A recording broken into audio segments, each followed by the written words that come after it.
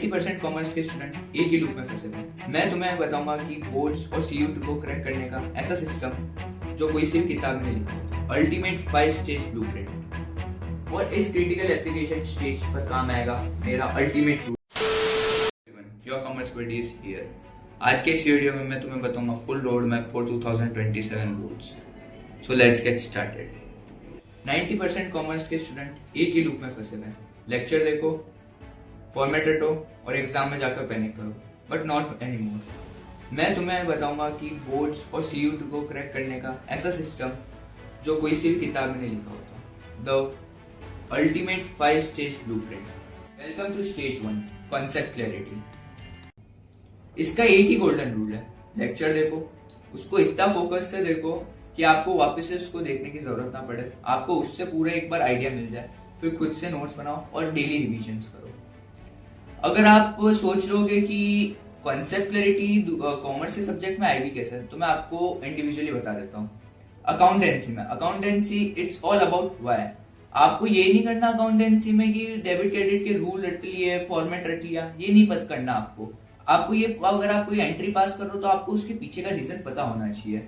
ये है जैसे आप कोई सी भी चीज को ऑपरेटिंग में लिख रहे हो, क्यों लिख रहा हूँ, कोई रिवैल्यूएशन में डेबिट या क्रेडिट साइड लिख रहा हूँ, क्यों लिख रहा हूँ, आपको उसके रीजन का, अगर आप ऐसे करोगे तो आपको क्वेश्चन करना बहुत इजी आ जाएगा, क्योंकि new variety type of question आएंगे, तो आपको बहुत इजी हो जाएगा इससे। Second, business studies. Business studies का सबसे बड़ा मिसकंसेप्शन है कि थ्योरी सब्जेक्ट है, ब्लाइंडली रटने लग जाते हैं लोग। आपको ये नहीं करना। आपको क्या करना है, इसके लिए आपको एक सिर्फ 2 स्टेप स्ट्रेटेजी फॉलो करनी है। पहला स्टेप है, कोई सी भी ऑथेंटिक फैकल्टी देखो, उसके लेक्चर देखो, अच्छे से समझ लेना, कोई आपको वापस से बेस लाइन से देखने की जरूरत नहीं पड़ेगी, एक बार अच्छे से देख लिया।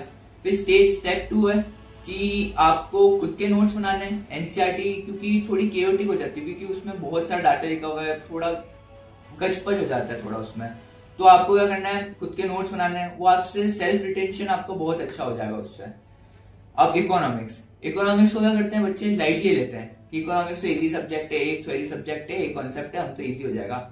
ये बहुत गलत है। आपको पहले डीप कंसेप्चुअल होना ही चाहिए, अंडरस्टैंडिंग होनी चाहिए इसमें आपको, या तो मैक्रो या इंडियन आपको होनी चाहिए इसमें डीप अंडरस्टैंडिंग।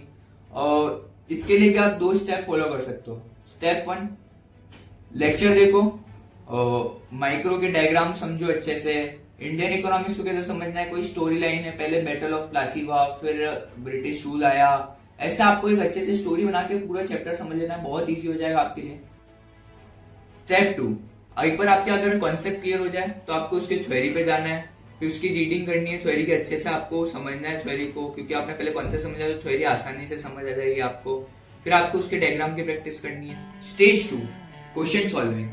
जो तुमने लेक्चर देखा है वो तुम्हारे दिमाग में भी टेम्परेरी बेसिस पे स्टोर है, तुम्हें उसको परमानेंट रिटेंशन में कन्वर्ट करना है, तो तुम्हें उसके इमीडिएटली बाद तुमको अपने उसके क्वेश्चन सॉल्व करने पड़ेंगे। जैसे तुमने अकाउंटेंसी में कोई सा भी डेबिट क्रेडिट का रूल पढ़ा है, रिवैल्यूएशन में कुछ पढ़ा है तुमने, तो उसके जस्ट बाद तुमको उसके रिलेटेड क्वेश्चन सॉल्व करना है। जैसे बिजनेस स्टडीज में तुमने कुछ भी प्रिंसिपल ऑफ मैनेजमेंट पढ़ा, फाइनेंशियल मैनेजमेंट के रिलेटेड कुछ भी पढ़ा, उसके रिलेटेड तुरंत केस स्टडी सॉल्व कर लो, तो तुम्हारी क्या होगा कि वो परमानेंटली रिटेंशन हो जाएगा कि हाँ मुझे कॉन्सेप्ट समझ में आ गया, तुम्हें उसको रिवाइज करते रहना। और इस क्रिटिकल एप्लीकेशन स्टेज पर काम आएगा मेरा ultimate tool, the ABC marking system. Stage 3, the ABC marking system.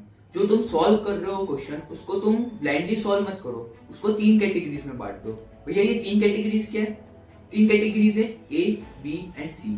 A category में कौन से क्वेश्चन रखना है भैया?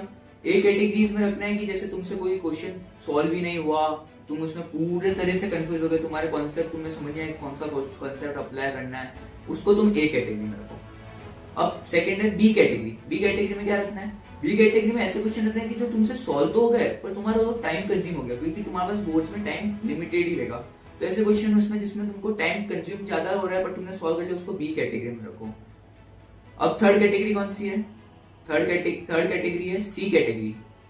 C कैटेगरी में कौन से आते हैं? जो तुमने देखा क्वेश्चन, ये बहुत इजी है कॉन्सेप्ट, मैंने पढ़ा, ये तो इजीली सॉल्व करके तुमसे हो गया क्वेश्चन, ये बहुत इजी था, उसको तुम C कैटेगरी में, तो तुमको वापस देखने की जरूरत है। अब यहाँ पे आता है स्मार्ट वर्क का real execution, the ABC revision tool.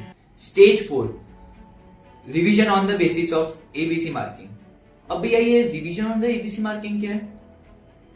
जो तुम करते हो ना कि बार बार बुक खोल के सारे क्वेश्चन वापस सॉल्व करने, ये तुमको करने की जरूरत ही ना पड़ेगी। तुमको क्या करना पड़ेगा, तुमको सिर्फ फोकस करना पड़ेगा कैटेगरी ए पे और कैटेगरी बी पे। अब भैया आप क्या बोल रहे हो, मेरे को समझ नहीं आ रहा। जैसे तुमने पहले जो स्टेज सी में करे थे ना कि जो क्वेश्चन को ए मार्क किया था, तो तुम उसका कॉन्सेप्ट वापस से पढ़ो, उसको उसके रिलेटेड वापस से क्वेश्चन बनाओ, फिर जो तुमसे क्वेश्चन नहीं हुआ तो उसको वापस से सॉल्व करके उसको बी कैटेगरी में ट्राई करो लाने की। ये तुमको करना ही नहीं पड़ेगा। और फिर बी कैटेगरी में क्या फोकस करूंगा, बी कैटेगरी का भी कॉन्सेप्ट पढ़ो, और फिर जो बी कैटेगरी वाला क्वेश्चन है उसको सी कैटेगरी में लाने की कोशिश करो। तो इससे क्या होगा, तुम्हारा फिर बर्डन कम होता जाएगा और तुमको पता चलता जाएगा कि हाँ ये क्वेश्चन मेरे को टफ पड़ता था, अब मेरे को इजी पड़ रहा है, तुमको वो कॉन्सेप्ट अच्छे से समझ आ गया। Now we arrive at the final execution phase, stage 5 MTP. भैया ये एमटीपी क्या है? एमटीपी का मतलब है मॉक टेस्ट पेपर। तुमने पूरे दिसंबर तक तुमने अपना कोर्स कंप्लीट कर लिया, तुमने उसका रिवीजन कर लिया। अब तुमको क्या करना है, तुमको प्रीवियस ईयर पेपर उठाना है, सीबीएसई के सैंपल पेपर्स उठाना है और उसको पूरे एग्जाम टाइप में 3 घंटे पेपर देना है। 10 से 1 बजे तक तुमको 3 घंटे का पेपर देना है। तुम्हारा ये नहीं कि जैसे तुमने पेपर दे दिया तुम्हारा काम खत्म हो गया। तुमको क्या करना है उसके बाद, तुमको उसके बाद उस पेपर को आंसर की से मैच करना है। फिर उसको आंसर की से मैच करोगे, तुम्हारी कोई गलतियां निकलेगी, उसको एनालाइज करो कि ये मैंने कैलकुलेशन मिस्टेक करी है, ये कॉन्सेप्ट मेरा पहले से ही वीक था, और फिर उसको इम्प्रूव करो। अगर कोई सा कॉन्सेप्ट तुम्हारा वीक था तो उसको इम्प्रूव करो और फिर वापस से एक और पेपर दो।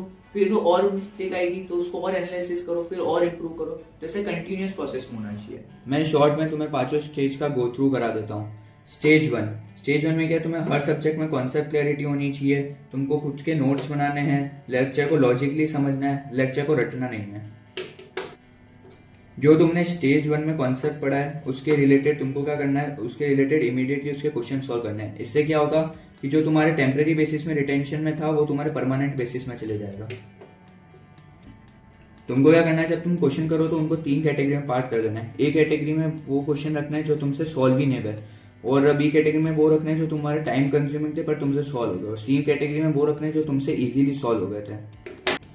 Stage 4 revision on the basis of ABC marking system. जो तुमने यहाँ पे जो ए बी सी कैटेगरी में डाले थे ना क्वेश्चन, उससे तुमको रिवीजन करना है। ए में था उसको और अच्छे से रिवीजन करना है, फिर वो क्वेश्चन उसको बी में लाने की ट्राई करनी है। जो बी में था उसको सी में लाने की ट्राई करनी है, और सी में था उसको फिर अगली बार देखने की जरूरत ना पड़े तुम्हारे, ऐसा करना है। 5th mock test paper. तुमको क्या करना है, जब तुम्हारा पूरा सिलेबस हो जाना है तो तुमको सीबीएसई के प्रीवियस ईयर पेपर और सैंपल पेपर उठा के तुमको क्या करना है, क्वेश्चन सॉल्व करना है। फिर जो तुमने क्वेश्चन पेपर सॉल्व किया उसको तुमको एनालाइज करना है आंसर की से, जो तुमने गलतियां करी थी उसको इम्प्रूव करने की ट्राई करनी है। फिर वापस से पेपर देना और बहुत इंप्रूव करते जाना। तो तुम्हारे क्या होगा कि तुम्हें ना बोर्ड के टाइम पे कुछ मिस्टेक ही नहीं होगी तुम्हारी। तुमने ये लूप पूरा कर लिया तो तुम्हें बोर्ड एग्जाम हो या सी होती, तुम्हें डॉक्टर बनने से कोई नहीं रोक सकता।